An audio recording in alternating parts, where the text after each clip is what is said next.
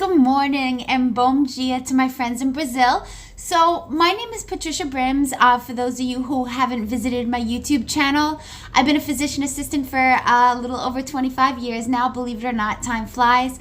I have my bachelor's of science in health sciences with a focus of public health, my bachelor's in physician assistant studies, my master's in physician assistant studies, my certification in nutrition and exercise physiology, as well as currently I'm doing my certification in functional medicine. So my goal as a healthcare practitioner after all these years is to finally practice more holistically and focus more on a healthy lifestyle, relaxation, and eating right.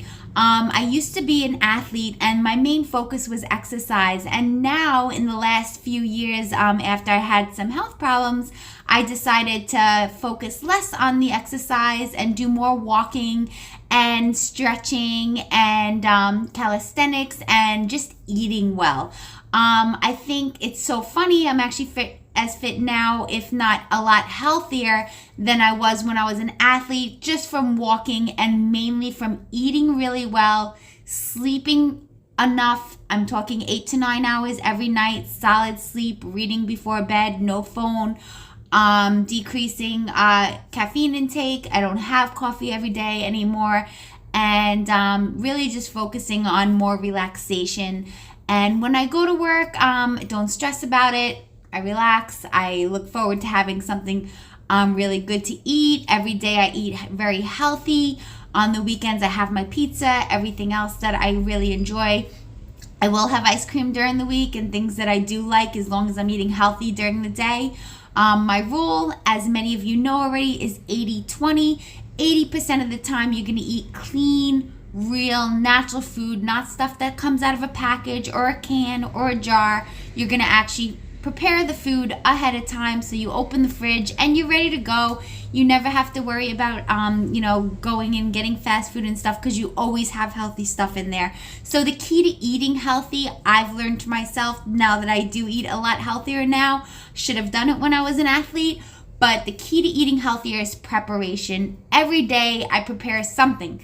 In the morning when I wake up, I don't look at my phone for the first hour, and I go into the kitchen and I either prepare a healthy smoothie if I didn't do it yesterday, and I have that to start my day with lots of fruits. And then I prepare something that I'm going to enjoy for dinner, like my favorite dips, or something really healthy that has good nutrients in it but's tasty. Your food has to be tasty. I will not eat anything healthy unless it tastes good. I'm all about eating food that tastes good. My dad always had farm stands after he was finished with the military. My dad was a Korean War veteran practicing medicine, and he got practicing medicine in real life, and then he got drafted into the war. Back then you had no choice, and he wound up being a Korean War veteran after becoming disabled. Had his own businesses, farm stands, mostly seafood restaurants. So I mean, that's the way I learned to eat growing up, so I don't have a problem eating healthy. So what I'm trying to do is teach you guys how you can eat healthy and it tastes good. I mean, I grew up eating raw corn and raw vegetables and just everything, and I love it because that's the way I grew up. Grew up eating seafood, not a lot of red meat and stuff. I mean, a lot of Italian food is mostly pasta and stuff. When my aunt made sauce, when I lived with my aunt, she put some chicken in it sometimes. My grandmother, I remember a lot, used to make tomato sauce with big chicken breasts and stuff like that. So I grew up eating mostly chicken, seafood, obviously a lot of pasta and stuff like that because I'm half Italian. But I never really grew up eating red meat, so I really don't really enjoy it. I'll eat it sometimes. When I was an athlete, I used to crave hamburgers for some reason. I guess because I was doing more intense activity, but I don't really anymore. I've been trying to add more sardines, tuna, salmon, things like that, because those are the healthy fats. Those are the meats that are going to give you lots of iron and vitamins and nutrients and protein, and your body's going to really use them. The key is not going into the store and buying fat-free and sugar-free and all that junk. You want to eat natural, clean food. If you're going to have peanut butter, have the real peanut butter, but the natural peanut butter with the oil in it.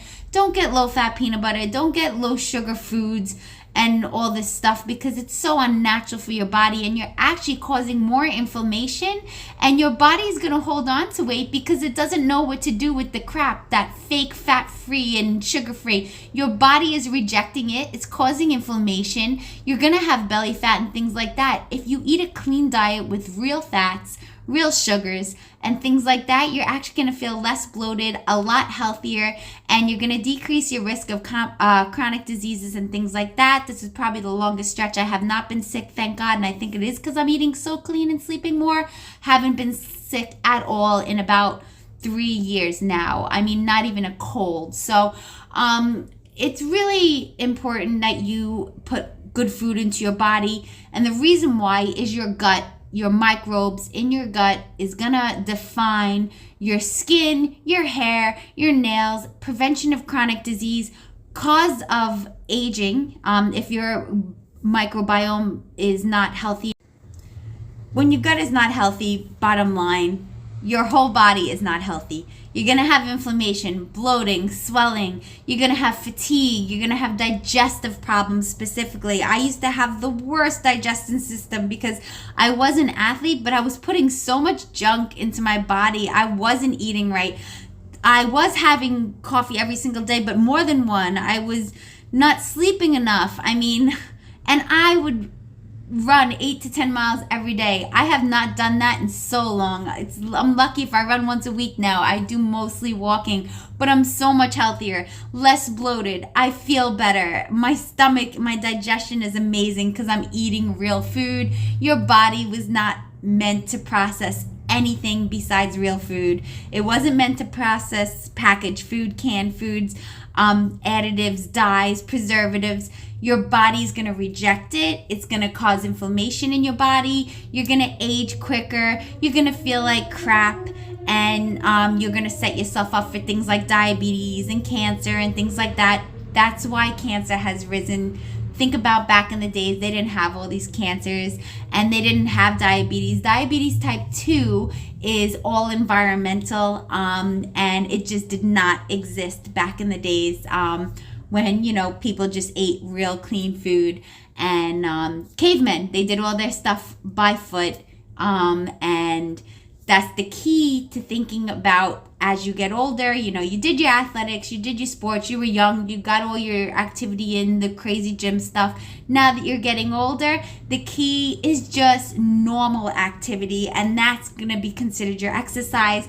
Going for walks, cleaning your own house, waking up, doing some calisthenics, stretching, taking the stairs instead of the elevator. And instead of the drive-thrus, just walk in. Those 10 steps, 20 steps, 30 steps, or whatever is going to make a big difference in your life. So today I'm going over 2 very important cancer-fighting, anti-inflammatory cruciferous vegetables. They're vegetables that you should be eating on a regular basis, definitely every week, 3 times a week, 4 times a week at least. If you're worried about any cancer in your family or have any history of cancer yourself, I would definitely recommend eating them every single day because they are cancer-fighting vegetables. And there are only 2 that exist, broccoli and cauliflower. I love broccoli and cauliflower, so it's a huge benefit. I can just eat them raw and put dip on them, honey. I just love broccoli and cauliflower. But if you're not a fan, I can definitely teach you how to make them taste delicious no matter what. So this recipe I just made, I added broccoli to a spinach dip that I started preparing yesterday. I put the spinach dip in the fridge, and then I just decided to add some broccoli and cauliflower, and that's why this video came up, because I was thinking about how important broccoli and cauliflower are in health, disease prevention, and specifically in cancer fighting. You cannot honestly say there are many foods that will actually fight and prevent cancer, but broccoli and cauliflower are one of them. So this is a very delicious dip that I just made for the first time, so I want to share it with you. As far as the ingredients, as you can see, it's green because it has spinach. You can use frozen spinach, just make sure it's clean. Frozen spinach has the same benefits as regular spinach. And the reason why I like to use the frozen spinach, because don't forget, if you leave spinach hot or warm, or even if it's in a package and it's not very cold, it can get a lot of bacteria. So I like to use frozen spinach because it's going to have a lot less chances of having bacteria in it. So you thaw it out. I added some plain non-fat Greek yogurt. You want to use plain Greek yogurt. Tons of probiotics in the Greek yogurt. The spinach is very high in fiber, iron, and potassium. So you're just going to have a bang for your buck with the spinach and the yogurt. Then I added some turmeric and black pepper. I explained to some people already that turmeric and black pepper has a great anti-inflammatory, antioxidant effect. It's also good for your metabolism, but you got to add black pepper and turmeric together. And then I also added some garlic to make it tasty, and broccoli, cauliflower, chopped it up real fine. So if you're not even going to taste it. And then on top of that, to really make it tasty and give it a little sweetness, I added some mel, which is honey. And honey is one of the healthiest things that you can eat. Don't worry about the sugar and the carbs because this is healthy for you. Your body loves it. Honey is great antioxidant, antibacterial. It's good for inflammation, gut health, and it's very good for your lungs, actually, honey, because it's a great antioxidant. If you're sick, and you have a teaspoon of honey, that's going to break up your congestion and phlegm better than Sudafed or something like that, which has all the side effects, or guafenicin. You know what I'm talking about, the cough syrups. So here are the health benefits of broccoli and cauliflower, just to give you your bang for your buck, and you can understand why you want to eat it. Together, they are both nutrient-dense, low-carb vegetables. They're packed with dietary fiber, vitamin C, and these antioxidants are going to support your immune function and your heart function. Broccoli specifically excels in its vitamin A and vitamin K content. Vitamin A, very good for your eyes, and vitamin K is very good for bone strength. A lot of people don't know that. Don't ask me why. All the media talks about vitamin D only, but you're not going to have any benefit of vitamin D unless you have vitamin K as well. Vitamin K is very important in bone strength. So you'll see a lot of supplements today that have vitamin D with K in it because they work synergistically together to give you good bone health.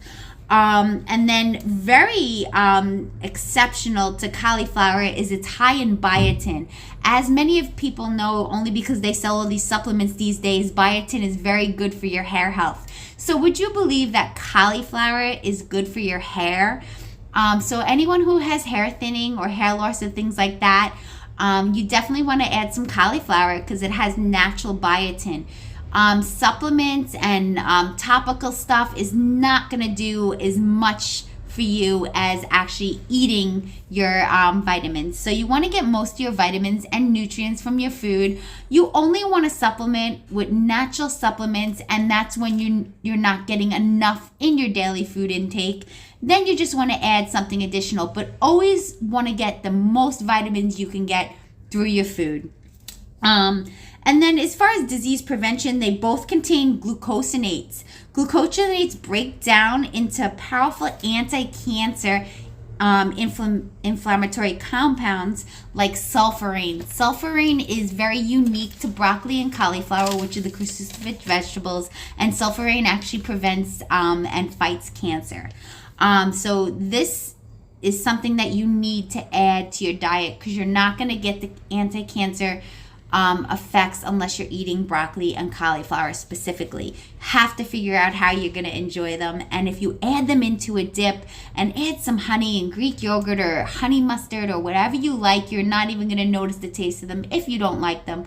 I love them, but not everybody does.